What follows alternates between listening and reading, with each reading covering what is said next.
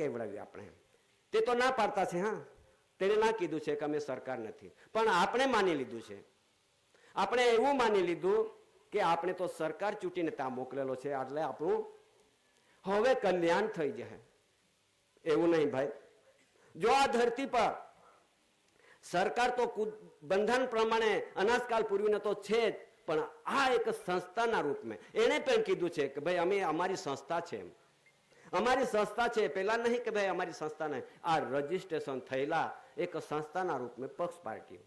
ત્યારે આજે આપણે જ્યારે આપણે 5-5 વર્ષ પૂરતા આપણે જો ઇલેક્શનમાં મત નાખીએ ને, ત્યારે પછી અભિપ્રાય શા માટે લેવું પડે એમને પક્ષ પાર્ટીઓને કે આ દેશમાં જે આદિમ જાતિ, આદિવાસી, આદિકાલથી અહીંના જે નેટિવ છે, વતનીઓ છે, અહીંના પેઢી દર પેઢી વેલી વારસ છે, એમના પર અભિપ્રાય લેવા માટે જરૂરી પડીને પછી આપણે અભિપ્રાય આપીને પછી જે આજે અમને આ દેશ ચલાવવા માટે અમારી પાસે એવો કંઈક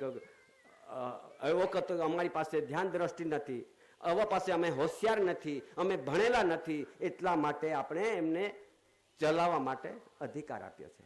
વિરોધ નથી, જાણી લેવાનું છે. ભલે આપણા સમાજના ભાઈઓ, આપણા જ કુટુંબના વડીલ, આપણા જ કુટુંબના ભણેલો છોકરાઓ, એમને પણ અમે વિરોધ નહીં કરવાના. પણ જ્યારે આપણે આ નહીં જાણી શક્યા હોય તો તે પણ આપણે જાણી લેવાનું છે. ભલે તમે જાઓ એનો વાંધો નથી, એમાં કંઈક વિરોધ નથી, પણ સત્ય હકીકતને આપણે ન જાણી શક્યા હોય એટલા માટે આ જાણ્યું માટે આપણને અહીં રજૂ કરવું પડે છે. ત્યારે આપણે જો અભિપ્રાય આપે એટલે શું અપાય? અભિપ્રાયમાં ખેતીવાડી બી, ઘરબાર બી, માલ મિલકત બી, ધન સંપત્તિ બી, બધું જ આપણે અભિપ્રાયમાં અપાઈ જાય છે. બધું અભિપ્રાયમાં અપાઈ જાય તો આપણું બચ્યું કયું? આપણું બચ્યું કયું? અહીંયા એક તો ખેતી બી આપી દીધી, ઘર બી આપી દીધું, બધું જ આપી દીધું, તો બચ્યું કયું આપણા માટે? તો પછી એવું આવે કે ભાઈ આ તો રેવન્યુ ડિપાર્ટમેન્ટની જમીન, આ જંગલ ડિપાર્ટમેન્ટની જમીન, આ મ્યુનિસિપાલિટીની જમીન, હવે આ બધી જમીનો વેચાઈ ગયેલી છે, લેવાઈ ગયેલી છે, આપણા માટે કશું બચ્યું નહીં. ત્યારે પછી કહે કે ભાઈ અમારા એરિયામાં તો મોટો ડેમ આવે છે, મોટો હાઈવે આવે છે, મોટી કંપનીઓ આવે છે, મોટી ઉદ્યોગો આવે છે, એટલે પછી આપણને પૂછવામાં આવતું નથી. આપણને પૂછવામાં આવે નહીં, કેમ કે આપણે અભિપ્રાય દીધો એટલે આપણને ના પૂછે. કેમ કે આપણો જો અધિકાર હતો, આપણો હક હતો, એ હક આપણો ત્યાં સુપ્રત કરી દીધો. આપણો હક હવે રહ્યો નથી. એટલા માટે આપણે જે કંઈક અનાદિકાલથી, અનાદિથી આ ધરતીના વારસદારો હતા, એ વારસાઈ આપણી ત્યારથી ગુમાઈ છે ભાઈ. આ ત્યારથી ગુમાયો છે. તો જુઓ, આ ગુમાયેલી વારસાઈ, ગુમાયેલી આપણા હાથમાંથી જતી રહેલી ધરતી, આપણા હાથમાંથી જતું રહેલું ઘરબાર, ખેતીવાડી, જે કંઈક ધન સંપત્તિ પછી કેવી રીતે મેળવી શકું હું? આપણા હકદારને વારસાઈ કેવી રીતે મેળવી શકે છે? એના માટે આ વારસ અને હક અને અધિકાર શાના પરથી મળે? આપણને અધિકાર શાના પરથી મળે? હવે આ દેશની ધરતી પર બંધારણ મુજબની આ ઇન્ડિયા નોન જ્યુડિશિયલ હક કેવી રીતે મળે? જ્યુડિશિયલમાં નહીં મળી શકે. જ્યુડિશિયલ વાળાએ તો લઈ લીધી, પણ નોન જ્યુડિશિયલ થી આપણે કેવી રીતે પ્રાપ્ત કરવું? હવે એમાં લખે છે, આ દસ્તાવેજ સ્ટેમ્પ પર તમે બધા આપણે વાંચ્યા હશે, એમાં ઉપર લખે છે કે ભારતીય ગેરન્યાયિક. હવે લખે છે ભારતીય ગેરન્યાયિક, એનો અર્થ શું થશો હશે? પછી નીચે લખે છે કે ભારત ઇન્ડિયા નોન જ્યુડિશિયલ. આ બે પરિવારની ઓળખ એક જ સ્ટમ્પમાં આપી દીધું. હવે એમાં ભારતીય આપણે એના નહીં કે ભાઈ એનું કંઈક વિરુદ્ધ વર્તન કરીને આપણે ભાષણ નથી, આ સત્સંગ નથી, ચર્ચા નથી, આ વિષયમાં જાણવાની રીત છે. હવે આ ભારતીય ગેરન્યાયિક એ કોને કહેવામાં આવે? કે ભારત દેશમાં જે ભારતીય એટલે કે વિદેશીઓ, કલંદરી પ્રજાઓ, તારીખ તિથિ મિથિ વાળાઓ, ડાયરી વાળાઓ જ્યારે આ દેશમાં આવીને કંઈ બી કાર્ય કરતો હોય તો એમાં લખે છે કે ભારતીય ગેરન્યાયિક જે આજે ચલાવી રહેલા છો એ વ્યાજબી નથી. આમાં એક જ સ્ટમ્પ પર મુકાઈ ગયેલું છે, ભારતીય ગેરન્યાયિક. હવે આમાં વ્યાજબી નથી તો વ્યાજબીમાં કઈ કઈ નથી વસ્તુ, તો આપણને જે કેન્દ્રમાંથી, કેન્દ્ર સરકાર કહેવામાં વિરોધ નથી પણ જાણવું છે, એને પણ ખબર છે. કેન્દ્ર એટલે બધા એકઠા થયેલા, ત્યાંથી બધું એક આપણને જે મફત રૂપમાં, બંગલીના રૂપમાં, કોઈ બી એક રૂપમાં આપે છે. શા માટે અપાય છે? હવે શા માટે અપાય છે કે આપણે એમને જો હોદ્દો ને પદ આપી દીધું એટલે પાછું આપણને પોહત પાલતમાં અમારે બાજુ એમ કે એક બાપ મને માં મરી જાય ને તો માંડી પર લીધો છે, માંડી પર લીધો છે એટલે પોહત પાલતમાં. વિરોધ નથી પણ જાણી લેજો, આપણે આ ભારતીય ગેરન્યાયિક છે એમાં આપણે પોહત પાલતમાં લીધા છે. આપણે માંડી પર લીધા છે. જે હતા ઇન્ડિયા નોન જ્યુડિશિયલ, આ દેશ છે, આ કુદરતી બંધારણ પ્રમાણે દેશની ધરતી પર રૂલિંગ ને વ્યવહાર ચાલવો જોઈતો હતો, આજે આ ગેરન્યાયિક ચાલે છે. હવે એમને શું કરવું? હવે ઇન્ડિયા નોન જ્યુડિશિયલમાં જીવન જીવવું છે કે ભારતીય ગેરન્યાયિકમાં જીવન જીવવું છે? તમારા પર, એ તમારા પર. હવે તમે એમાં જવાનું છે કે એમાં રહેવાનું છે, એ મરજી તમારી છે. એમાં કંઈક જબરજસ્તી એમાં એ બાજુ આવજો, ધાગા દોરા બાંધવું, એવું બધું નથી ભાઈ. પણ ઇન્ડિયા નોન જ્યુડિશિયલ એ કુદરતી છે. આ કુદરતી રૂલિંગ પર, કુદરતી વ્યવહાર પર અને કુદરતી વારસો, આ વારસાએ આપણે ગુમાવ્યું છે. એટલા માટે હવે દાદાએ આપણને ઇન્ડિયા નોન જ્યુડિશિયલમાં બેસાડ્યા છે. ગવર્મેન્ટ ઓફ ઇન્ડિયા, ભારત સરકાર, ગવર્મેન્ટ ઓફ ઇન્ડિયા એટલે કે આ દેશની ધરતી પર આપણે અનાદિકાળથી જીવન જીવતા છે. હે માતા, એક ધરતી માતા એ આપણી માતા છે. એ માતા પર અનાદિકાળથી જીવન જીવતા હોય એ વ્યક્તિ કોણ હશે? ભારતીય હશે યા ઇન્ડિયા નોન જ્યુડિશિયલ પરિવાર હશે? કોણ હશે? તો આ પરિવાર આપણે બધા અહીંના જે નેટિવ હતા, નોન જ્યુડિશિયલ જીવન જીવતા હતા, આજે આપણે ભારતીય ગેરન્યાયિકમાં જતા રહ્યા. હવે ગેરન્યાયિકમાં જતા રહ્યા. હવે એમાં આ વારસાઈ હતી તે ઉડી જતી રહી, આપણી કઈ રહ્યું નથી. એટલા માટે વિશ્વ વર્લ્ડની અંદર જ્યાં એનો ઠરાવ થાય છે, એ ઠરાવની અંદર જે તે દેશની અંદર આદિવાસીઓ રહે છે એનો વારસાઈ હોવો જોઈએ, વિશ્વ પણ માને છે. હવે અહીંનો નથી પણ વિશ્વ પણ માની રહેલું છે. જ્યારે આ ભારત દેશમાં જ્યારે વિશ્વની એક મોટો એક વિશ્વ દેશોના જાણી પુરુષો બેઠા હશે ત્યારે એમણે વિચાર માંડ્યો કે વિશ્વની ધરતી પર આદિવાસીઓ છે તે ક્યાં ગયા? ત્યારે આ દેશની અંદર મોટા બુદ્ધિશાળીઓ ત્યાં કોમનવેલ્થમાં જ્યાં મિટિંગમાં બોલાવ્યા હશે અને ત્યાં પૂછવામાં આવ્યું કે ભાઈ ભારત દેશમાં આદિવાસીઓ છે કે નહીં? ત્યારે આપણને અહીંથી જે જ્ઞાની પુરુષો ગયા અને ત્યાં કીધું કે ભાઈ ભારત દેશમાં આદિવાસી નથી, છે તો બધા જ છે ને તો નથી. શા માટે કહેવામાં આવ્યું? કે આપણને બધાને 1950ના સંવેદનમાં શું લખાયું છે કે આથી આ દાખલો દે, એટલે તે વખતે જ દાખલો લખાઈ ગયો. આથી આ દાખલો લખી આપવામાં આવે છે કે અમુક ગામના રહીશ્રી અમુક ભાઈ બહેન તે અનુસૂચિત જનજાતિ હિન્દુ ભીલ હોવાથી હિન્દુ વારલી, હિન્દુ કોકણી, હિન્દુ ગાવિત, હિન્દુ રાઠવા, હિન્દુ ચૌધરી, હોર કોઈ પ્રકારના હિન્દુ તરીકે આપણને ઓળખ આપી છે અને હિન્દુ તરીકે આપણને એક દાખલો આપ્યો છે. અને ત્યારે તે રેકોર્ડ બધા ત્યાં પહોંચાડી દીધા કે ભાઈ દેખજો કે ભાઈ બધા હિન્દુ રહે છે. આવી રીતે આપણને હિન્દુ તરીકે ઓળખ ત્યાં આપેલી છે. તો આદિવાસી માંથી આપણને મટાવી દીધા આદિવાસી છે તો નહીં, બધા તેવા જ. ત્યારે પછી આ ઇન્ડિયા નોન જ્યુડિશિયલ માંથી આપણને આ જ્યુડિશિયલમાં આપણો નંબર લાગી ગયેલો છે. આ જ્યુડિશિયલ માંથી નીકળવા માટે આ જ્યુડિશિયલના પરિવારમાંથી આપણને દાદાએ નોન જ્યુડિશિયલ તરીકે બેઠા કર્યા છે. આ સમાજ નોન જ્યુડિશિયલ પરિવાર છે, કુદરતી પરિવાર છે. એસી યાને એન્ટીક્રાઇસ્ટ યાને જે લોકો કલંદરી પ્રજા આવ્યા જ ન હતા તેમના પહેલા રહેનારા એ ભારતીય ના ગણાય, ઇન્ડિયન ના ગણાય, રિપબ્લિક ના ગણાય, મોબોકેસી ડેમોકેસી એ ના ગણાય, અને રિલીફ રેફ્યુજી યાને બહાર દેશથી આવેલી પ્રજા ના ગણાય, એને નાગરિકત્વ તરીકે ના ગણાય, એ નાગરિક પણ ના ગણાય, કોઈ એમાં ભારતીયમાં જ્યુડિશિયલમાં ના ગણી શકાય. એટલા માટે ઇન્ડિયા નોન જ્યુડિશિયલ પરિવાર.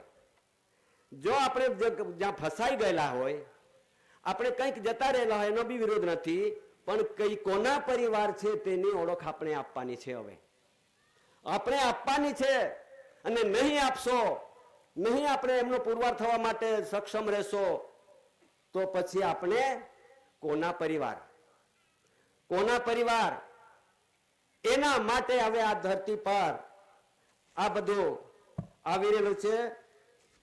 ત્યારે આ વિગતવાર બધી વાતો, વ્યવહારની બંધારણના પ્રસિદ્ધિ ડોક્યુમેન્ટ્સ અહીં એટલું નહીં, આપણે બેઠા એટલું નહીં, પણ આ દેશની અંદર ને વિશ્વની અંદર જેટલા વિટો પાવર દેશો છે 5, એને પણ ખબર છે, એને પણ ત્યાં રેકોર્ડો દસ્તાવેજો પહોંચ્યા છે કે ગવર્નમેન્ટ ઓફ ઇન્ડિયા ભારત સરકાર કોણ છે. અહીં એટલું નહીં, આ દેશમાં એટલું નહીં, રાજ્યમાં એટલું નહીં, પણ વિશ્વ સુધી ત્યાં પણ ડોક્યુમેન્ટ દસ્તાવેજ આ પુરવારો મૂક્યા છે. શા માટે? શા માટે? ત્યાં પરિવાર રહે છે, ભારત સરકાર કુટુંબ પરિવાર બી રહે છે, અને ભારત સરકાર ગવર્નમેન્ટ ઓફ ઇન્ડિયા ત્યાં રહે છે. એટલા માટે વિશ્વ જગ જાહેરના ડોક્યુમેન્ટ ત્યાં પણ પડેલા છે. ત્યારે આ દેશની અંદર જેટલા સ્ટેટો રાજ્યો છે અને દિલ્હીની અંદર બેઠા છે, ત્યાં પણ રાષ્ટ્રપતિઓ છે, સુપ્રીમ કોર્ટ છે, ગૃહપ્રધાન છે, રક્ષા મંત્રી છે, ભૂમિદળ, હવાઈ દળ, નૌકાદળ, વડાપ્રધાન બધા જ બેઠા છે. એમને પણ એમના ટેબલ પર મુકાયા છે રેકોર્ડો. એવું નહીં કે ભાઈ ત્યાં નહીં, એવું નહીં, પણ આ દસ્તાવેજ ત્યાં પણ મુકાયા છે. અને દેશની અંદર જેટલા સ્ટેટો રાજ્યો છે, રાજ્યમાં બેઠા ગવર્નરો, રાજ્યમાં બેઠા ડીજીપીઓ એટલે કે ડાયરેક્ટર જનરલ ઓફ પોલીસ, અને રાજ્યમાં છે બેઠા હાઈકોર્ટ ચીફ જસ્ટિસો, એમને પણ અંધારામાં નહીં રાખ્યા. આ દસ્તાવેજ, આ ડોક્યુમેન્ટ્સ, વિશ્વની પ્રસિદ્ધિ એમના ટેબલે મૂકવામાં આવ્યા છે. એમના બધાના ટેબલે મૂકીને પછી આ આપણે જાણી રિસ્યુડ તરીકે આ દસ્તાવેજ પર છે. રિસ્યુડ એટલે કે એમને આપેલું છે, મેં સ્વીકાર્યું છે, લીધું છે, સહી સિક્કા તો છે. હવે જેટલા બી રાજ્યો સ્ટેટોમાં બેઠા હશે એમને પણ અંધારામાં નથી. કેમ? આ રાજ્યો કેટલા છે દેશના? 28 રાજ્યની અંદર અને કેન્દ્ર શાસિત પ્રદેશો મળીને 35. ત્યારે એમને પણ આ બધું જાણવી કરવામાં આવે છે. ત્યારે ગુજરાતમાં બેઠા છે ગવર્નરો, ગવર્નર બેઠો છે, ડીજીપી બેઠો છે, હાઈકોર્ટ ચીફ જસ્ટિસ બેઠા છે, એમને પણ આ બધા ડોક્યુમેન્ટ ટેબલે મૂકવામાં આવ્યા છે.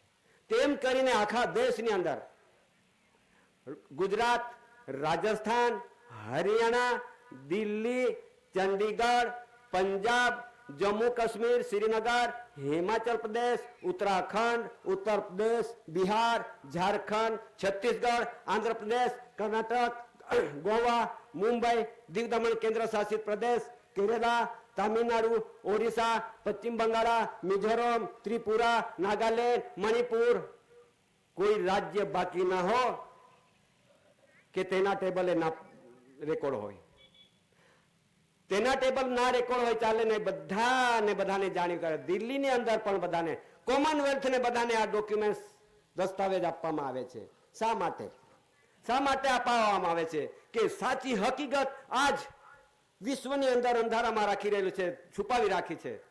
આ દેશમાં પણ છુપાવી રાખી છે, એ બધાને જાણી થવા જોઈએ તો ભાઈ હકીકત સત્ય શું છે તે. આજે બની બનાવટ પર જઈને આપણે કોઈ બી અનુભવી વ્યક્તિઓએ કાયદાઓ બનાવ્યા, શાસ્ત્રો બનાવ્યા, પુરાણો બનાવ્યા, ગ્રંથો બનાવ્યા, હર કોઈ જાતનું બનાવી નાખ્યું છે. આપણે બધા તેમાં જઈને પછી આપણે અભ્યાસ લીધી છે. મેં તો આખો રાત વાંચન લીધી હશે. જ્યારે હું પણ એ તમારા જેવો કે હું પણ એવો મૂર્ખ હતો કે ધરતી પર હું બની બનાવટ પાછળ દોડી ગયેલો, પણ જ્યારે કટાસોળના ભૂમિ પર પહોંચી ગયો અને મને જે કંઈક બધી દાદાએ કંઈક શાન જ્ઞાન ભાન આપી દીધી અને પછી આ તમારા સમક્ષ એક ટેબલ પર બોલવા મને મોકો મળ્યો. કેમ કે અમે પણ ભૂલે પડેલા હતા, અમે પણ અંધકારમાં હતા.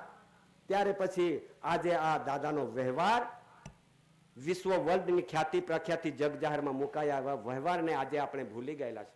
ત્યારે ભૂલેલા માનવીઓને પછી પાછા એ દાદાએ આપણને સત્ય હકીકતનું ભાન આવે, શાન આવે, જ્ઞાન આવે અને સાચા રસ્તે જીવન જીવાય અને વિશ્વ શાંતિના રહ તરફે એમને રહીને એમનું શાંતિ જીવન જીવાય. એટલે વિશ્વને માનવીને જગ જાહેરમાં મુકાયા છે, વિશ્વના માનવીઓને. ત્યારે જ્યારે આપણે ક્યાં ફસી ગયા. ફસવાનું શું કારણ કે આપણા આદિવાસીઓ ભાઈઓ બહેનો વડીલો આપણે ભણેલા ન હતા, વધારે ભણેલા ના હોય, ડુંગર પહાડમાં રહેતા હોય અને ધરતી માતા પર મહેનત કરીને એ કણી સાથે ધરતી માતા સાથે આપણે મહેનત કરીને જીવન જીવવા. ફક્ત આટલી જ આપણી કુદરતી આપણને આવી શક્તિ હતી. પણ આવી શક્તિથી આપણે અંધકારમાં પડ્યા. આ જે કુદરતી હતી આપણે જીવન, આ કુદરતી જીવન તરફે આપણે થોડા ખસી ગયેલા છે. ત્યારે ખસેલા સમાજને, આદિમ જાતિ આદિવાસીઓને આ સાચું બંધારણ જાણી હોવા જોઈએ. ભલે એ આ દેશની અંદર જો બી કઈ કાર્યકર્તાઓ કરશે, પણ સમય એવો છે, આ સમયને અનુલક્ષી આપણે વિચાર માંડવાનું છે. હવે વિચાર નહીં માંડીશું ઓર આપણે સાચા પગ આપણા વ્યવહાર તરફે ના ઉભા રહીશું તો મુશ્કેલી ક્યાં આવવાની છે આપણને નહીં ખબર પડે. એટલા માટે હું થોડું કંઈક જ્યાં આપણે ફસેલા છે તેટલું જ મારે કહેવાનું છે. જ્યારે આ કેન્દ્રમાંથી એક વસ્તુ નીકળી, જાણી લેજો, એક એવી વસ્તુ નીકળી કે આપણી પાસે કોઈ કાર્ડ બી ના હતા. પહેલા તો કશું કાર્ડ વગરના આપણે જીવન જીવતા હતા. પણ ક્યારથી કાર્ડો ચાલુ થયા કે જ્યારે આ સમય આવ્યો ત્યારે એક કાર્ડ નીકાળ્યા છે. હવે કાર્ડનો મહિમા આપણે જાણી લઈએ.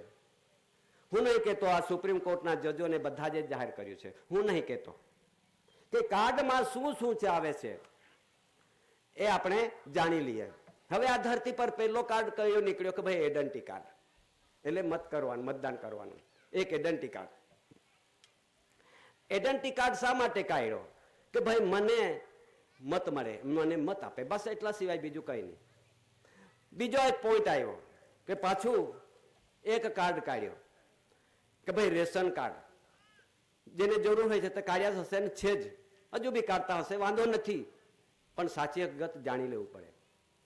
જાણે આ કાર્ડ એક રેશન કાર્ડ કોના માટે છે એ પણ આપણે જાણી લઈએ. જ્યારે આ ધરતી પર કોઈ વ્યક્તિના ધરતી નથી, જમીન નથી, ઉત્પત્તિ કરતું નથી, કણી પકાવતું જ નથી, એમના માટે જીવન નિર્વાહ માટે, જીવન જીવાડવા માટે એમને સસ્તું અને મફત આપવા માટે એક રેશન કાર્ડ કાઢ્યો છે. એને ભારતીય નાગરિક પુરવઠો જ્યારે ભારતીય માટે છે એ સાબિત થાય છે. તો એમાં લખે છે કે ભારતીય, આપણે ભારતીય નથી.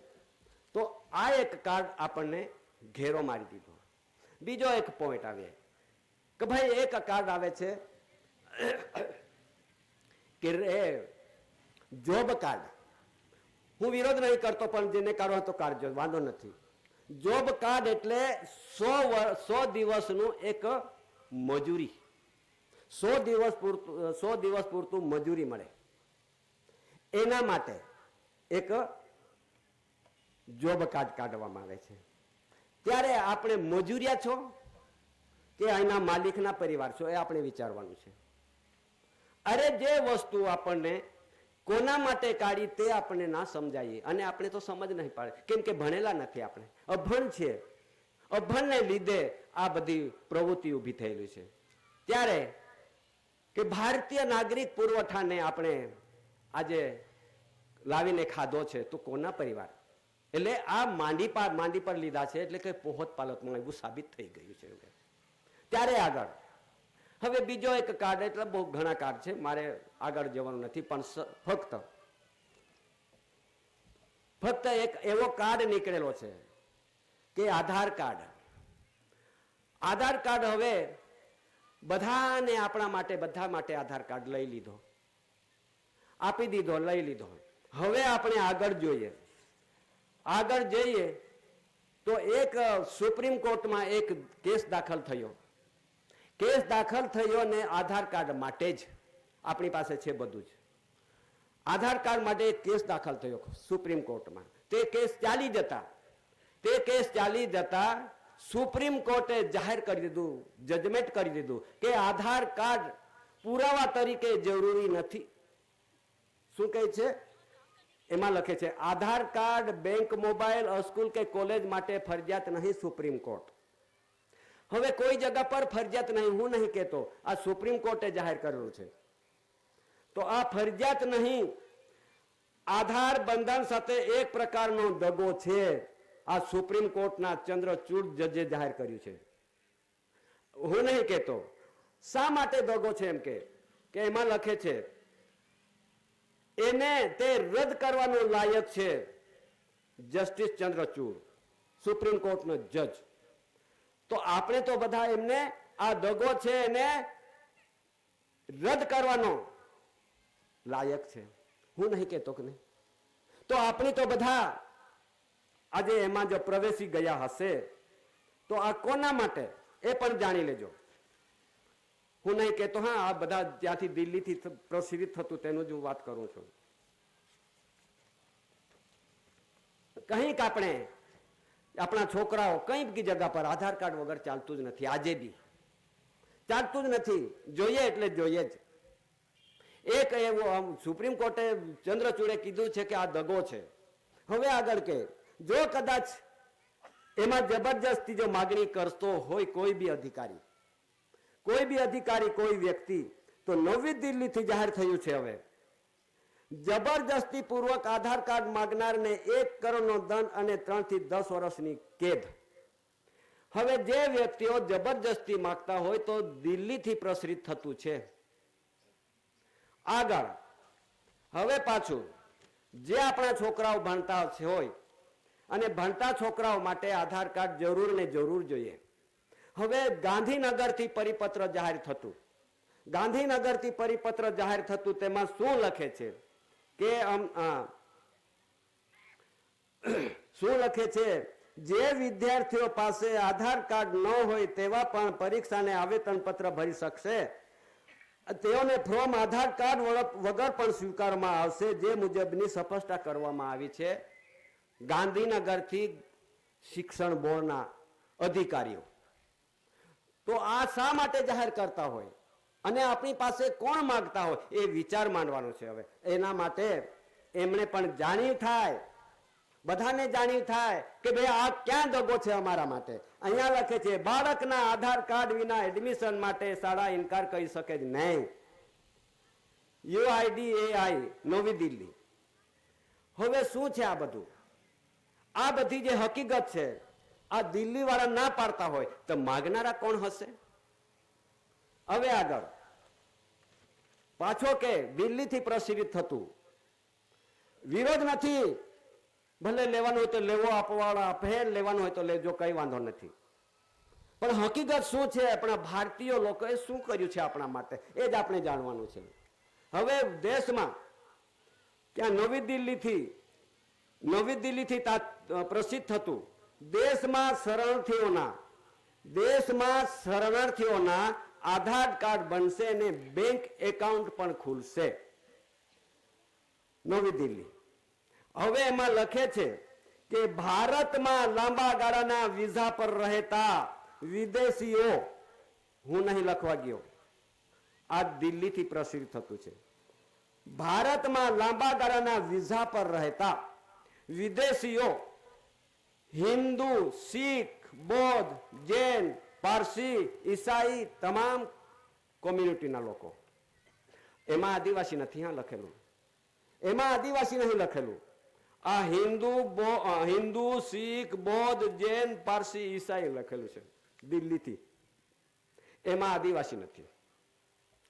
આપણે તો બધું લઈ લીધું. તો આપણે હિન્દુ છો, કયા ધર્મના છો? આ આપણે જાણવાની રીત છે. હવે જાણી લેજો આપણે કોણ છે. એની ઓળખ અહીંયા આપેલી છે કે આધાર કાર્ડ આપવામાં આવે તે બહાર દેશથી આવેલી પ્રજાઓને જ આપવામાં આવે.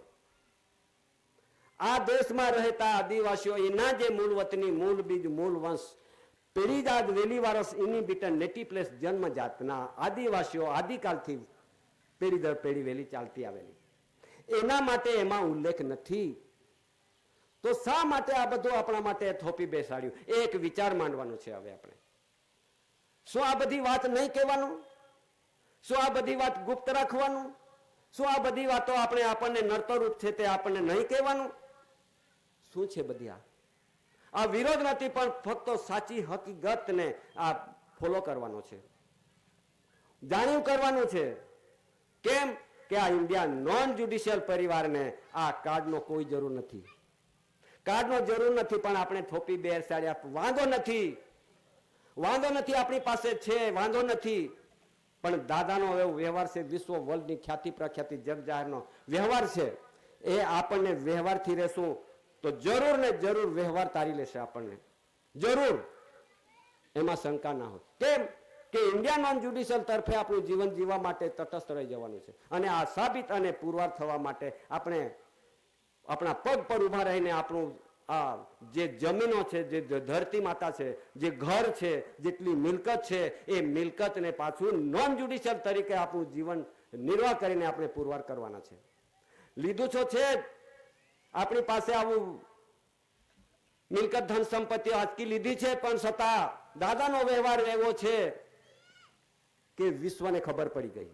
એવો વ્યવહાર છે કે આ સમાજને, દરેક દેશના માનવીઓને બચવા માટે જે તે ધરતી પર વારસાઈ.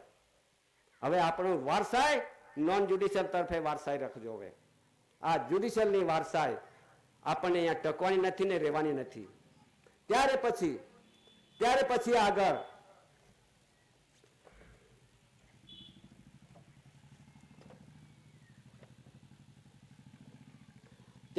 આવે આ ધરતી પર. આ ધરતી પર સંપાદન થઈ ગયેલું છે, આપણને નહીં ખબર.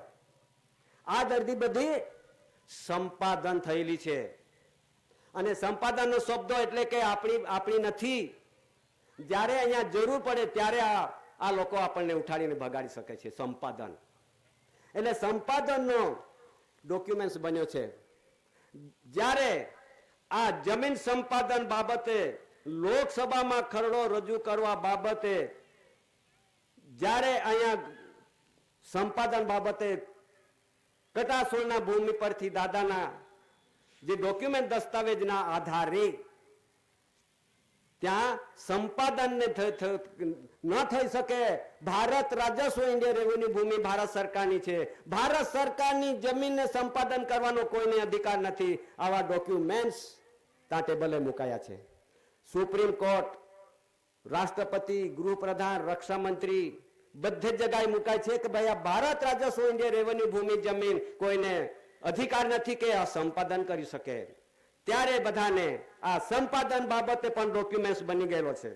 પણ આ બંધારણ પ્રમાણે આપણે ના રહીશું તો આપણી જમીન બી નહીં રહેવાની.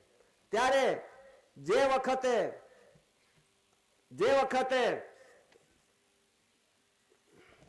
આ દેશમાં રાષ્ટ્રપતિઓ બન્યા હશે, પ્રધાનમંત્રીઓ બન્યા હશે, વિરોધ નથી, પણ આ બધી હકીકત સંપાદન કરવા વાળા કોણ?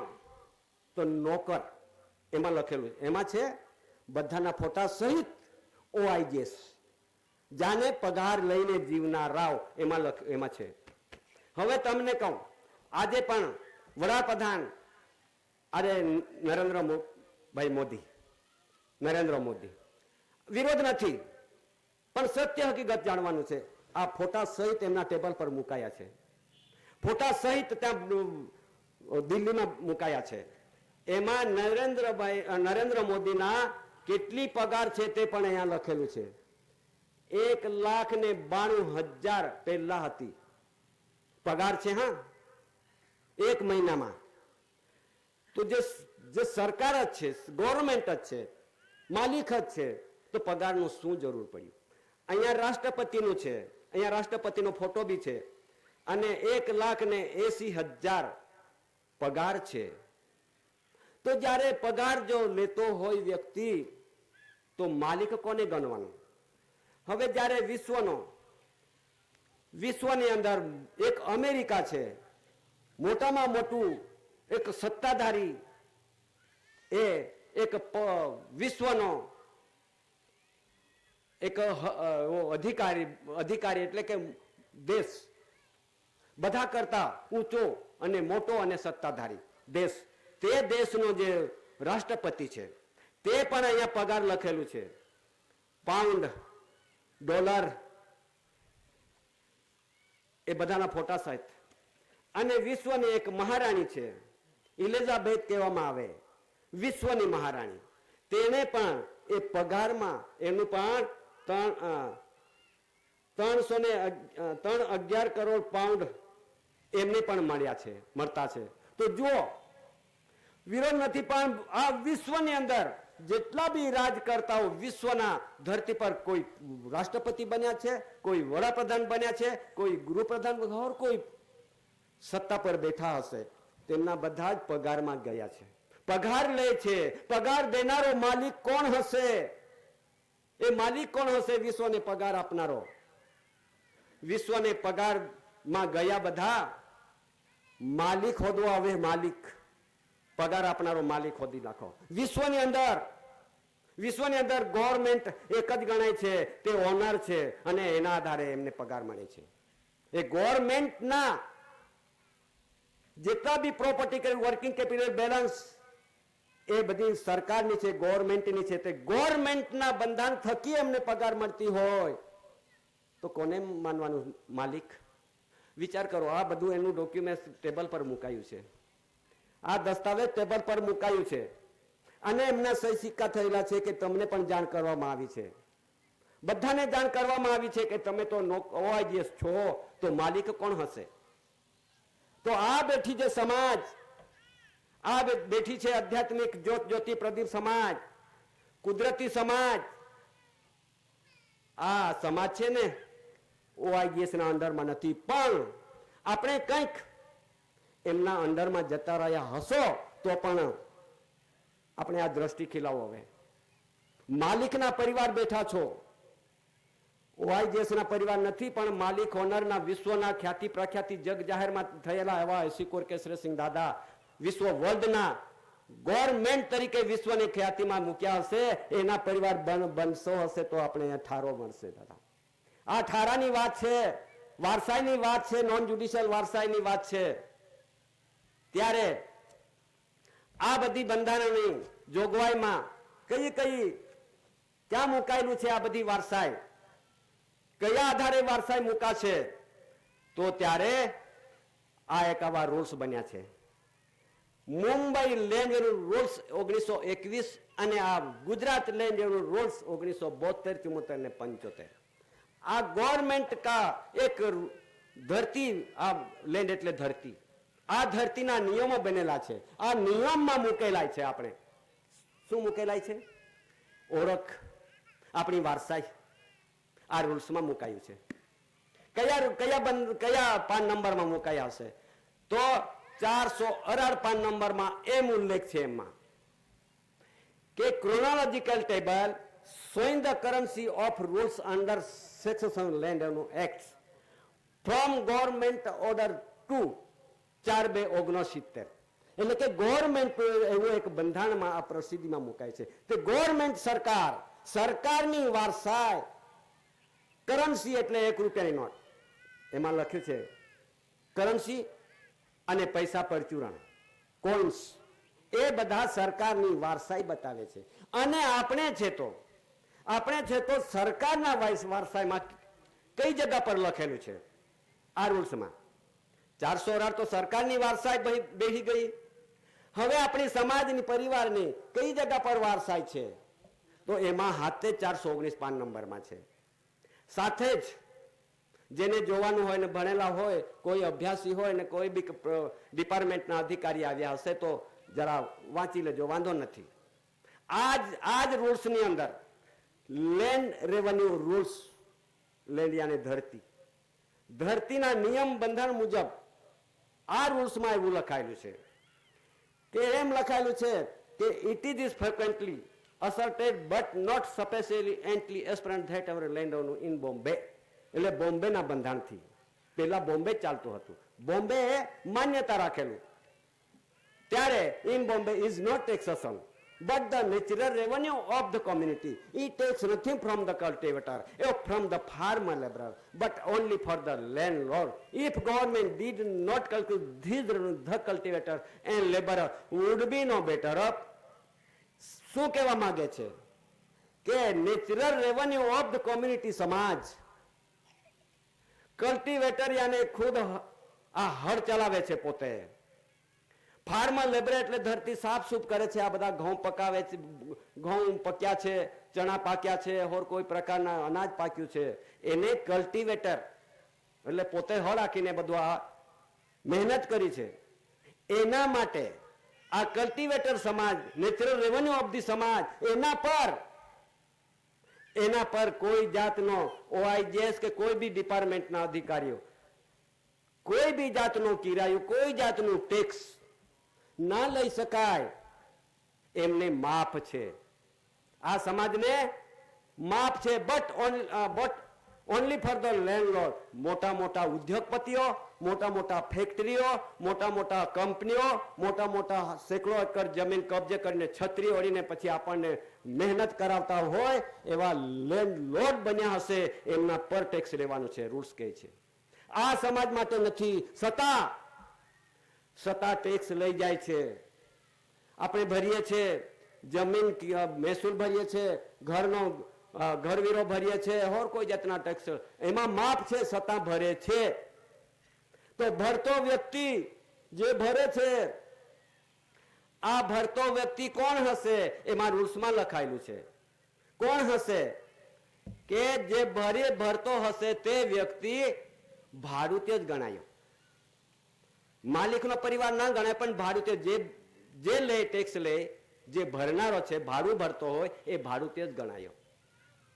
ના ભરતો હોય અને માલિકના પરિવાર છે, હું natural revenue of the community, cultivator, farm labourer છું, આવી રીતે જો ના ભરતો હોય તો માલિકનો જ પરિવાર ગણાયો. એને કોઈ ટેક્સ આપવાનું કે લેવાનું બી અધિકાર નથી. આ રૂલ્સનું બંધારણ, નિયમ, આ નિયમને આ લોકોએ ઠાકું જ હમતાડી દીધું છે, આ સાઈટે મૂકી દીધું છે. અને પછી બની બનાવટો, બધા જ કાયદાઓ બનાવ્યા, ફલાણા ઢીકણા બધા જ બનાવ્યા અને આપણા પ્રત્યેક માથે ચડાવી દીધું. આ માથે ચડાવેલું ટેક્સ હવે એનો હિસાબ સાંભળી લેજો. આ હિસાબ કોઈને છોડવાનો નથી. જેણે લીધું છે, ક્યાં ભર્યું છે, કઈ ટેજરીમાં ભર્યું છે, આજ દિન સુધી ઓઆઈજીએસ એનો હિસાબ છોડશે ને. કેમ કે ભારતીય reserve bank of India granted by the central government, કેન્દ્ર સરકાર દ્વારા પ્રત્યભૂત, I promise to pay the bearer the sum of ₹2, ₹5, ₹10, જેટલા લીધા છે આપણી પાસેથી, જેટલા લીધા છે, જેટલા પગારમાં લીધા છે, કોઈ ટેક્સમાં લીધા છે, આઈ promise to pay the bearer, હું વચન આપું છું કે જેટલું ખાઈશ એટલું હું વચને બંધાયેલો છું, હું આપી દઈશ, ચૂકતે કરી દઈશ. આ ચૂકતે કરી દેવા માટે આ 1, 2, 5, 10, 20, 50 1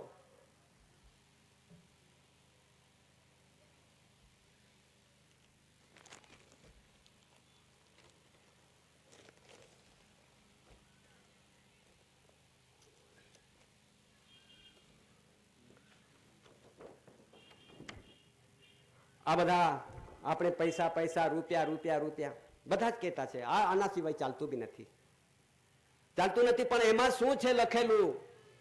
આજ દિન સુધી પૈસા તો વાપરી નાખ્યા બધાએ જ, લાખો કરોડો ને અબજો રૂપિયા, પણ એમાં શું લખ્યું છે કોઈએ નહીં જોયું. નહીં જોયું એટલે આ કેન્દ્ર સરકાર, એમાં લખેલું છે, હું નહીં કહેતો કે એમાં લખે છે કે ભારતીય reserve bank of India granted by the central government, જે સેન્ટ્રલમાં સેટલ થયેલા લોકો, જે સેટલ થયેલા લોકો, આ સેન્ટ્રલ ગવર્મેન્ટ બનીને બેઠા લોકો એ કહે છે કે સેન્ટ્રલ ગવર્મેન્ટ, કેન્દ્ર સરકાર એટલે કેન્દ્રમાં બેઠા એ લોકો, આઈ પ્રોમિસ યાને હું વચન આપું છું કે જેટલું ખાઈશ એટલું હું સરકારને પૂરો કરી દઈશ, હું ચૂકતે કરી દઈશ. શા માટે લખે છે? શા માટે લખ્યું? આપણે બધા આજ દિન સુધી અંધારામાં રહ્યા, જાણ્યું ન હતું, એટલા માટે આ બે પરિવાર છે. આ કેન્દ્ર સરકાર સેન્ટ્રલ ગવર્મેન્ટ ભારતીય પરિવાર, આ ગવર્મેન્ટ ઓફ ઇન્ડિયા ભારત સરકારના કુટુંબ પરિવાર. હવે આમાં રહેવાનું છે કે આમાં રહેવાનું છે એ તમારી મરજી, તમારી મરજી. એમાં શું આવતું છે? એમાં વચન આવતું છે. એમાં ચૂકતે કરી દેવા માટે એમાં વચન આપ્યું છે, એમાં વચન નથી, એમાં વચન નથી. આ ગવર્મેન્ટ ઓફ ઇન્ડિયા ભારત સરકાર ગવર્મેન્ટ ઓફ ઇન્ડિયા, એક બાજુ ફેરવીને જો તો કણીનો નમૂનો છે, કણી છે, એમાં કણી નથી. જેટલા બી 2, 5, 10, 20, 50, 500, 100, 200, 500, 1000, 2000 જેટલી બી નોટો છે એમાં કણી ના મળે. કણી તો ફક્ત 1 રૂપિયાની કરન્સી, યાને લેન્ડ રૂલ્સના બંધારણ મુજબ chronological table showing the currency of rules, યાને સમય પરિવર્તન થતું જાય તે સમયે આ કરન્સીના 1 રૂપિયાની કરન્સી બંધારણ મુજબ આ પુરવાર કરે છે. આ પુરવાર કરે છે. હવે આ આપી દેવાનું કોને? આ કોને આપી દેવાનું? આ ગવર્મેન્ટ ઓફ ઇન્ડિયા ભારત સરકાર છે તેને આપી દેવા માટે વચને બંધાયેલી છે વાત. આ જૂઠું નથી, ખોટું નથી. અને એને આજ દિન સુધી કોઈએ ના બતાવ્યું હશે, કોઈ ના જાણ્યું કર્યું હશે, કોઈ ના સમજી શક્યા હશે. એના માટે દાદાએ આ ગવર્મેન્ટ ઓફ ઇન્ડિયા ભારત સરકાર કોણ છે અને ભારતીય કોણ છે એમની ઓળખ આપેલી છે, ઓળખ આપેલી છે. આ યુગો વીતી ગયા, 4 યુગ વીતી ગયા, 3 કાળ જતા રહ્યા, છતાં આવું બંધારણ કોઈએ બતાવ્યું ના હોય તો આજે આપણને આ સમય મળ્યો છે, આ તક મળ્યો છે, અવસર મળ્યો છે. આ અવસર વારંવાર નહીં મળે અને મળે છે એમાં કંઈક સમજી જાઓ. ને તો આ બે પરિવારમાંથી કોના પરિવાર છે એ તમારે પગ પર ઉભા રહીને પુરવાર કરવું પડશે. આ કોઈ ના આવે. આપણું ઘર, આપણે રહીએ છીએ, આ ઘર સરકારનું છે, આ જમીન છે આ સરકારની છે, સરકારની જમીન, સરકારનું ઘર, સરકારનું મટીરિયલ, સરકારનું ધન સંપત્તિ જેટલું એ સરકારનું છે. કયું? ગવર્મેન્ટનું, નહીં કે કેન્દ્ર સરકારનું, નહીં કે રાજ્ય સરકારનું, નહીં, આ ગવર્મેન્ટનું છે. ગવર્મેન્ટ હવે આપણી પાસે કદાચ 7/12 રેકોર્ડ હોય તો પછી તેમાં વાંચી દેજો. સરકારી જમીનમાં હવે આ લોકોએ દખલગીરી કરી છે એ હવે સરકારની પરત કરવું પડશે. સરકારની જમીન કોઈથી આવે આ સમય છે, આ સમયને ત્યાં સુધી. બાકી મુશ્કેલી તો છે. આ મુશ્કેલીને સામનો તો આપણે ના કરી શકીએ. આ વ્યવહારથી આપણે પુરવાર થવા માટે તટસ્થ રહેવું પડે. આગળ જ્યારે આપણે ન પુરવાર થઈશું, ના આપણે કંઈક ઉભા રહીશું તો આ પરિવાર ક્યાં જશે એ પણ આપણને નહીં ખબર. એ તો આવું જ ચાલશે, આવું જ ચાલશે, એ તો થયા કરશે, આવે ત્યાં સુધી દેખાઈ જશે. આવું નહીં. આ પરિવાર સાથે તો જ્યુડિશિયલ કેન્દ્ર, આ પરિવાર સાથે તો પૈસાથી બી તમે લાગવગ કરી લેશો. આ પૈસાથી લાગવગ કરી લેશો કે મને બી વ્યવહારમાં જોડી લે, દાદા હું પણ તમારો છું. પૈસાથી લાગવગ ના ચાલે. આ માલિક સાથે લાગવગ નહીં. આની સાથે લાગવગ કરશો, પૈસા આપીને, રૂપિયા આપીને ફાડી લેશો. આ માલિક સાથે લાગવગ નહીં ચાલે. વ્યવહારમાં રહીશું તું, વ્યવહારમાં રહીશું તો વ્યવહારથી આપણે પુરવાર થઈશું, લાગવગથી નહીં પુરવાર થઈશું. આટલું તો સમજી જજો. આને તો બધાને ફોડી લેશો તમે પૈસાથી, બધા મંત્રીઓને ફોડી લેશો, પણ આનાથી ફોડી લેશો નહીં ચાલે. લાગવગ વ્યવહારથી રહેવાનું છે ને વ્યવહારથી પુરવાર થવાનું છે. આ સરકાર ગવર્મેન્ટ ઓફ ઇન્ડિયા સત્યમેવ જયતેનું રૂલિંગ દુનિયામાં નહીં મળે. એટલા માટે આજે આવેલી છે સમય, એ સમયને આપણે ધ્યાન દોરવાનું છે અને સમય પ્રમાણે આપણે પુરવાર થવાનું છે. આજે આવી રહેલું છે એક જાહેરનામું આવી રહેલું છે. જાહેરનામામાં શું આવે કે આખા દેશમાં કાયદો એક બની ગયેલો છે. સાંભળી લેજો, કાયદો બની ગયેલો છે. કોના માટે? જે ભારતીય રિલીફ રેફ્યુજી રિપબ્લિક અને નાગરિક માટે એક કાયદો બન્યો છે. એ કાયદાને અમલમાં મૂકીને પછી પ્રસિદ્ધિ કરવામાં આવ્યો છે. તેને કહેવામાં આવે છે કે NRC, national register of citizen, એટલે કે બહાર દેશથી આવેલી પ્રજાઓને ઓળખવાની રીત, એ રીત છે. ત્યારે પાછી બીજો એક કાયદો આવ્યો છે કે CAA એટલે સિટીઝન એમેન્ડમેન્ટ એક્ટ, એટલે કાયદો બન્યો છે. એટલે જે સિટીઝન લોકો સિટીઝનશીપ મેળવીને આ દેશમાં આવેલી પ્રજાઓ એને સિટીઝનશીપમાં ઓળખીને ઓળખવા માટે એક CAA એટલે સિટીઝન એમેન્ડમેન્ટ એક્ટ એટલે કાયદો બન્યો છે. એટલે સિટીઝન લોકોને ઓળખવા માટે. હવે પાછો બીજો એક કાયદો ત્રીજો બન્યો છે કે UCC એક કાયદો બન્યો છે, યુનિફોર્મ સિવિલ કોડ. હવે ઉત્તરાખંડમાં એનું તપાસ ચાલે છે અને ગુજરાતમાં હવે જાહેર થયેલું છે. આપણે કઈ જગ્યા પર રહી? ગુજરાતમાં રહીને આ ગુજરાતમાં UCC નો મુદ્દો તૈયાર કરવા 5 સભ્યોની સમિતિ રચના થઈ ગયેલી છે અને 45 દિવસમાં રાજ્યપાલને રિપોર્ટ સોંપવાની તૈયારી થયેલી છે. અને રિપોર્ટ છપાઈ ગયો અને મંજૂરી આવી ગયો પછી આપણી ઘર તપાસ થશે. ઘર તપાસ થવાની છે તો પછી ક્યાં જશો? કેવી રીતે પુરવાર થશો? આ યુનિફોર્મ સિવિલ કોડ એટલે સમાન ધારો, એક જ લાકડીથી બધાને ચારવાનું સમાન ધારો આવી રહેલો છે ભાઈઓ. ત્યારે પછી ભલે આવી રહ્યો, વાંધો નથી, ફિકર તો નહીં કરતા, વધારે નારાજી બી નહીં થતા. પણ દાદાનો એવો વ્યવહાર છે વિશ્વ વર્લ્ડ ખ્યાતિ પ્રખ્યાતિમાં. દાદાનો જે વ્યવહાર છે આ સમાજને બચાવવા માટે, આ સમાજને પુરવાર થવા માટે જે કાયદો બન્યો ને એના માટે પણ આ ડોક્યુમેન્ટ્સ, દસ્તાવેજ દિલ્હીની અંદર મુકાયા છે. આ કાયદાના બાબતે રાજ્યમાં મુકાયા છે. દિલ્હીની અંદર 8 જગ્યા પર વડાપ્રધાન, ગૃહપ્રધાન, રક્ષામંત્રી, સુપ્રીમ કોર્ટ, રાષ્ટ્રપતિ, BSI, બ્રિટિશ ઇમ્પોર્ટ, દરેકને. કેમ કે આ દેશમાં આદિવાસીઓને એ કાનૂન ના લાગી શકે એટલા માટે એમણે પણ જાહેર કર્યું ને દાદાના વ્યવહારથી બી એમને જાહેર કરી દીધું. જાહેર કરવાથી આ સમાજને આ કાયદો આ સમાજને ન લાગુ પડે એટલા માટે ડોક્યુમેન્ટ તૈયાર થઈ ગયેલો છે. સમાજ આ વ્યવહારથી આપણે બચીશું, વ્યવહારમાં રહીશું તો. જો કદાચ આપણે granted by the central government, કેન્દ્ર સરકારના પરિવાર બની જ ગયા છે આપણે, છતાં પણ બચાવનો રસ્તો ક્યાંથી નીકળે છે? ત્યાંથી નીકળે છે. ભારત સરકાર, ગવર્મેન્ટ ઓફ ઇન્ડિયા, ભારત સરકારના અસ્થળ ભૂમિ પરથી આપણને બચાવનો રસ્તો છે, કોઈ જગ્યા પર નહીં. ત્યારે પછી હમણાં તો બધા આપણને ઓનલાઈન થયેલા છે, ખબર પડે. કોઈને ખબર ના પડતી હોય તો ખબર લઈ લેજો. આપણે બધા ઓનલાઈન થયેલા છે. ક્યાં ઓનલાઈન ગયું?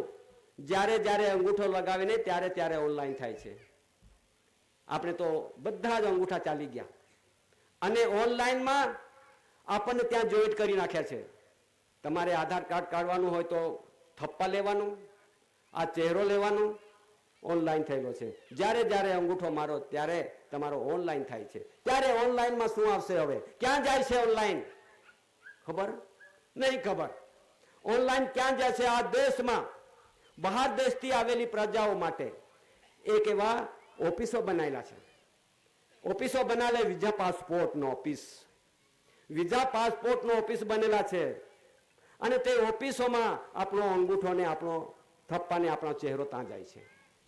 ત્યાં ગયો, ત્યાં જઈને પછી શું આવશે હવે એ પણ આપણે જરા થોડું જાણી લઈએ.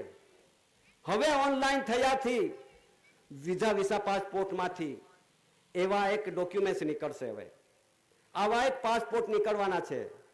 એ પાસપોર્ટ જો નીકળ્યા ને આપણે લીધા તો સમજી લેવાનું શું આવવાનું છે? અરે આ દેશમાંથી વિદાયગીરી એમાં લખેલું છે રિપબ્લિક, ભારતીય રિપબ્લિકનો પાસપોર્ટ આપશે. રિપબ્લિકનો પાસપોર્ટ લઈ લઈશું તો આપણે અહીંના નહીં થઈશું. આ દેશના નહીં.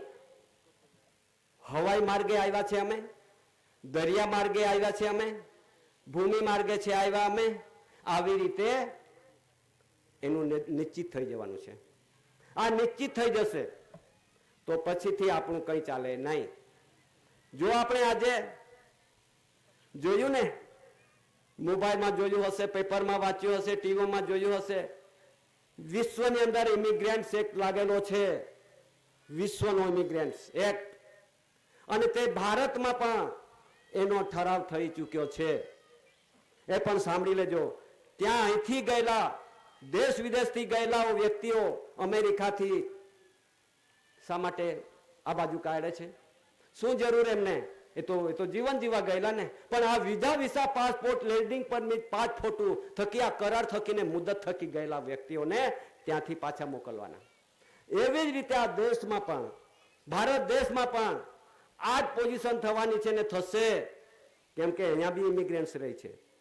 સુપ્રીમ કોર્ટે જાહેર કરી દીધું છે આપણી પાસે. સુપ્રીમ કોર્ટે જાહેર કરી દીધું કે 92% ઇમિગ્રન્ટ્સ વિદેશીઓ છે અને 68% આદિવાસીઓ છે. તો 8% ક્યાં છે? કોને ગણવામાં આવશે? આદિવાસીઓ કોને ગણવામાં આવશે? તો આપણે પુરવાર થવા માટે તૈયાર રહેશું ત્યારે ને તો પુરવાર ના થઈશું તો ઇમિગ્રન્ટ્સ એટલે કે વિદેશી જાહેર. જ્યારે આ દેશની અંદર 1947 ત્યારે 85% આદિવાસીઓ દેશમાં રહેતા હતા. આ દેશમાં 85% આદિવાસીઓ રહેતા હતા. આજે આટલા વર્ષમાં 92% થઈ ગયા. શા માટે?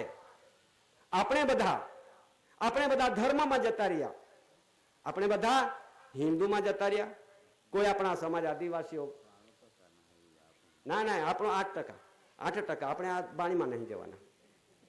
8% છે તો 8% ને જે ગયા છે તે ધર્મમાં જતા રહ્યા, એટલે 92 થઈ ગયા. અને જે બચ્યા કોઈ ધર્મમાં નથી, કોઈ સંપ્રદાયમાં નથી, કોઈ કામમાં ના ગયા હોય તે 8% હશે. એમ તો આપણે તો બધા 92%માં જતા રહ્યા હશે. તો 8% ક્યાં છે? એ 8% હવે એને તપાસ કરી દીધી, ચાલુ કરી દીધી કે કેટલા 8% આદિવાસીઓને રાખવાના. તપાસ ચાલુ તારે પછી આ બધા આપણા ઓનલાઈન થયેલા છે ને, આ બધા આપણે વિદેશીઓમાં જાહેર થઈ ગયા, ઇમિગ્રન્ટ્સમાં જાહેર કરી નાખ્યા છે આપણને. તો છતાં વાંધો નથી. પણ આ દાદાનો વ્યવહાર છે ને, આનાથી આપણે પુરવાર થવા માટે તૈયાર રહેજો. આ ડોક્યુમેન્ટ દસ્તાવેજના આધારે ઇન્ડિયા નોન જ્યુડિશિયલ બંધારણ પર ના ઉભા રહીશું તો સમજી લેજો કે મુશ્કેલી તો છે જ, થવાની છે અને થશે. કેમ કે આ ધરતી પર માણસ એટલો બગડી ગયેલો છે. માણસ એટલો બગડી ગયેલો છે કે કોઈનું કોઈ માનતો નથી. સાચું કહેવા જાય તેની માં ડાકણ, એવું આવેલું છે. સાચું તો કોઈ સાંભળવાનું નથી.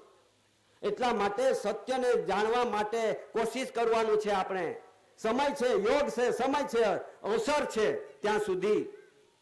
ને તો હવે તો દેખા જાય કે અરે પાણી પહેલા પાડ બાંધજો ભાઈ, ખેતરમાં નહીં જવાનું, પાડ બાંધવાનું. વ્યવહારની પાડ બાંધો, પેલું આવતું છે એના પેર માટે વ્યવહારની પાડ બાંધી લો. આ આવતું છે ને એ અટકી જશે. વ્યવહારથી રહેવા માટે તૈયાર રહેજો. એટલા માટે અહીં આપણને જે કંઈક શાન જ્ઞાન ને ભાન, આ ત્રણ વસ્તુ શુદ્ધિકરણ તરફ આવવા માટે તૈયારી રાખવું છે. ને તો ઘણા ખરા તમારે બાજુ તો બધા સતીપતિ વાળાને વિરોધ નહીં જતા હોય, કેમ કે સતીપતિ વાળા એટલે બહુ લુચ્ચા માણસ, એમ બધા જ ગણે છે. અમારે બાજુ બી તેવા જ. અરે ભાઈ બહેનો, હે આદિવાસી, હે સમાજ, હે કુટુંબ, હે પરિવાર, હે વડીલો, એનો અર્થ જાણી લો. જાણ્યા વગરના વિરુદ્ધ વર્તન કરીએ તો આપણે કોના પરિવાર છે તે પણ આપણે ના જાણી શક્યા હોય. એસી વાળા બરાબર છે, સાચી વાત કરો છો. એસી એટલે એન્ટીક્રાઇસ્ટ, એટલે કે આ કલંદરી પ્રજા ન આવી તેના પહેલા રહેનારી સમાજ.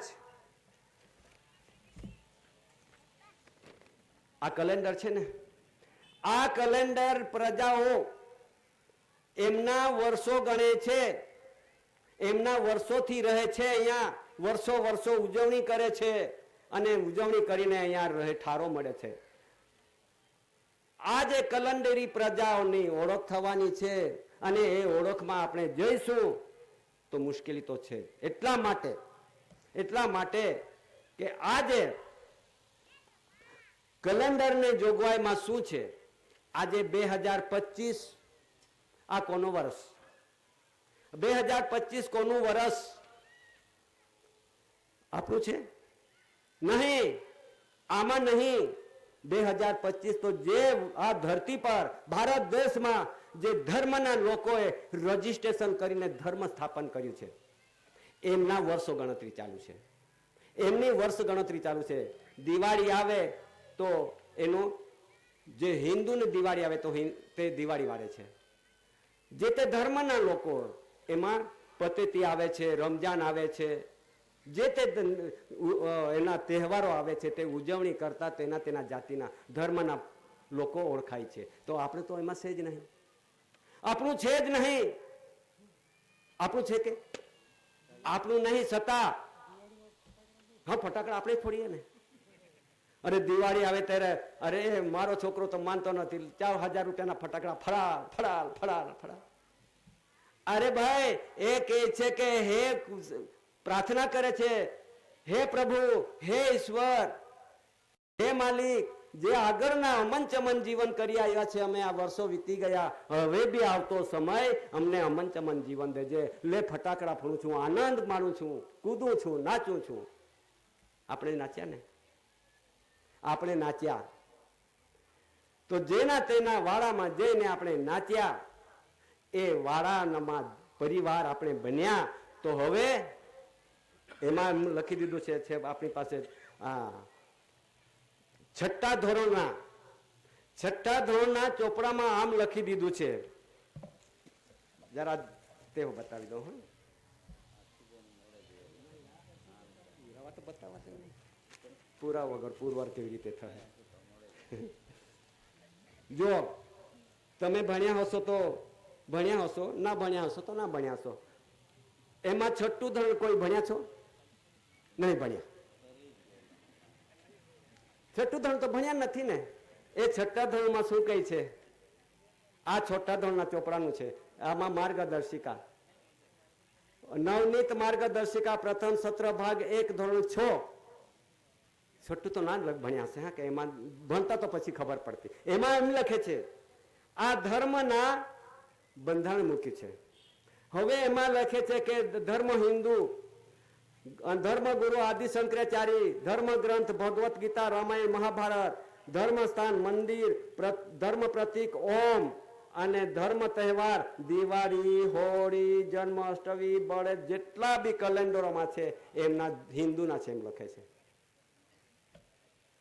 હોળી વાળી ને, આપણે બી હોળી વાળીએ ને, તો પછી આપણે કોણ? આમાં લખે છે જો તમે કદાચ હોળી વાળી હશે, એમાં તપાસમાં હોળી હું વાળું છું, હું નાચું છું, હું બધું કરું છું, એટલે તમે આદિવાસી ના ગણાવો. હવે દિવાળી વાળી તો કઈ દિવાળી વાળી? કુદરતી વાળી કે બનાવટી વાળી? એ પણ આપણને ખબર નહીં. એટલા માટે દિવાળી હા વાળું છું, આદિવાસી ના ગણાય. હવે કે જન્માષ્ટમી કરો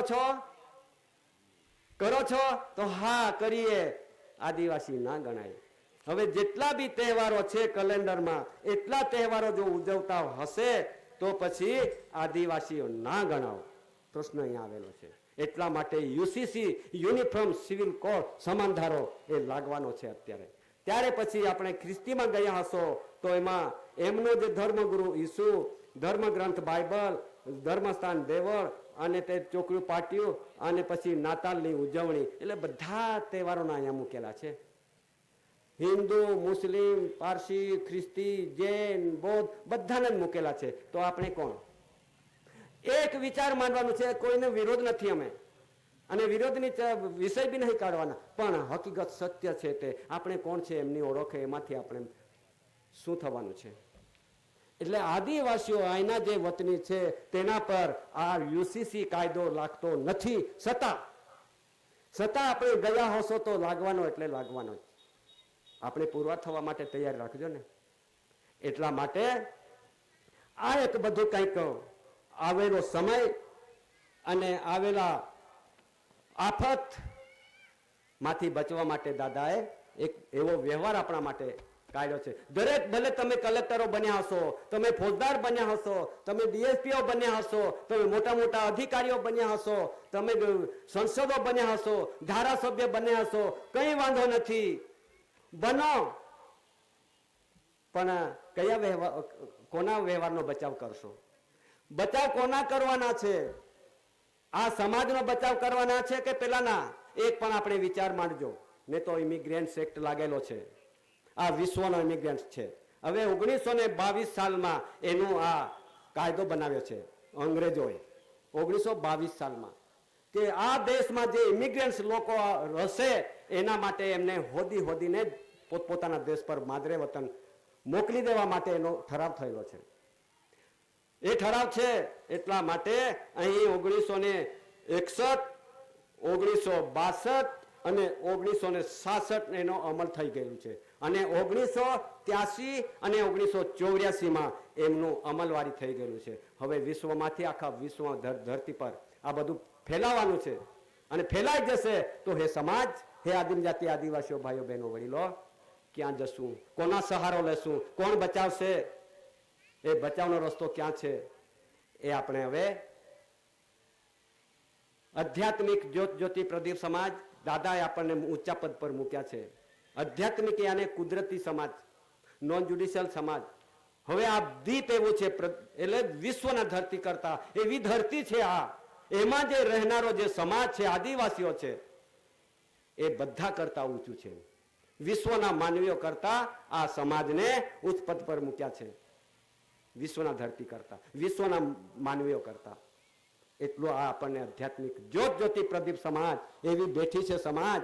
હે સમાજ, હે કુટુંબ, હે પરિવાર, હે ભાઈ બહેનો, હે વડીલો, કે આપણે શું ના જાણી શકીએ. આપણા માટે દાદાએ ના શું કર્યું, બધું કરીને બતાવ્યું છે. દાદાએ આ લોકોના હાથથી 18 વખત જેલમાં ગયા. દાદા 18 આરોપી બન્યા, કંઈક ફાંસી, ગોળીબારને જીવન કેદો, કલમ લગાવ્યા કેશરીસિંહ દાદાને, બધું જ કર્યું. આ દુઃખ વેઠીને દાદાએ શું ના કર્યું આપણા માટે? શું સમજી બેઠા છે આપણે? તમે સતીપતિ વાળા, તમે એસી વાળા, તમે દાદા વાળા, તમે સરકાર વાળા, બધું આપણા જે મગજમાં ઠસ્યું છે એ જરા થોડા સમજી લેજો હવે, કે આ કોણ છે બચાવ વાળો ધરતી પર. હવે આ જે બધી બંધારણની આપણે સંવિધાનમાં નહીં જવાનું, બંધારણ પર રજો. બંધારણના રહેવાથી આપણને કંઈક બંધારણથી પુરવાર થવાનું છે, વ્યવહારથી પુરવાર થવાનું છે. આ ડોક્યુમેન્ટ્સ, દસ્તાવેજ આપણા માટે પહેલેથી જ દાદાએ બધું કમ્પ્લીટ કરીને મૂકી દીધું છે. તો પછી આપણે હવે આજનું પહેલે હું હવે આટલું કહી હું બેસું છું વિવેક વિનય કરીને. એના પહેલા આપણા હવે બેઠા કરનારા, આપણને સમજદારી આપનારા દાદા, વ્યવહાર બતાવનારા દાદા, કંઈક આ દુઃખમાંથી, સંકટમાંથી બચાવવા માટે દાદાએ વ્યવહાર કાઢ્યો. દાદા, હવે તું ના આવત, જો કટાસવણ ભૂમિના પવિત્ર ભૂમિ પર એક માતા પિતાના યોગ મિલનથી શરીર સ્વરૂપ લઈને બ્રહ્માંડના બગીચામાં એવો દિવ્ય વંદનીય જગવંદનીય મહાપુરુષ મહામી વિભૂતિ ના આવે તો પછી આપણું શું થાત? આવી રીતે બેસી ના શકતા, આ સમજૂતી કોઈ આપી ના શકતું. તો આવા માલિકને, આવા પુરુષને, દિવ્ય પુરુષને આપણે વારે ઘડી કેમ ના વિવેક કરીએ? એમના જે અજુબી દાદા, એમના જે વારસ કુટુંબ પરિવાર, મિન્ટ પરિવાર, હેરિટેજ વંશ પેઢી જાત વેલી વારસ આપણા સમક્ષ સન્મુખે આવીને બેઠતા હશે તો આપણે શું વ્યવહારથી આપણે કેટલા દૂર જવાના અને કેટલા નજીક આવવાના છે તે એ તમે જાણી શકશો. દૂર જવાનું હોય તો પણ તમારે મરજી, અને નજીક આવવાનું હોય તો પણ તમારી મરજી. નોન જ્યુડિશિયલ એટલે નજીક આવી જાવ, દૂર એટલે કે જ્યુડિશિયલ એ તરફે જવા માટે આપણને તકલીફ ના આવે એ જરા સમજી લેજો. આટલું કહી હું વિવેક કરીને બેસું છું. સ્વકર્તા પિતુ કે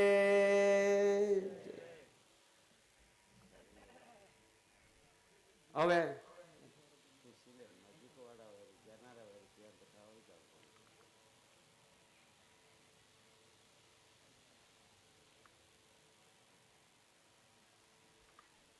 સ્વકર્તા પિતુ કે જય. હવે આપણે પહેલો દિવસ મહાન આધ્યાત્મિક વિશ્વ શાંતિ સ્નેહ સંમેલનનો પહેલો દિવસ અહીં પૂર્ણ કરીએ છીએ.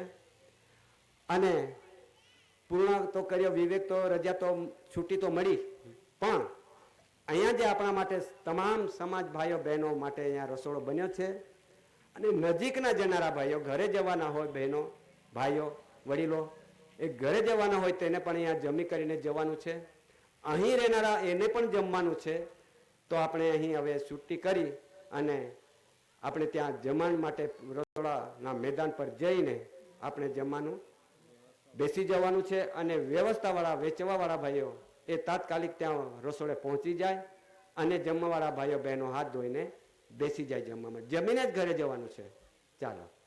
સ્વકર્તા પિતુ કે જય.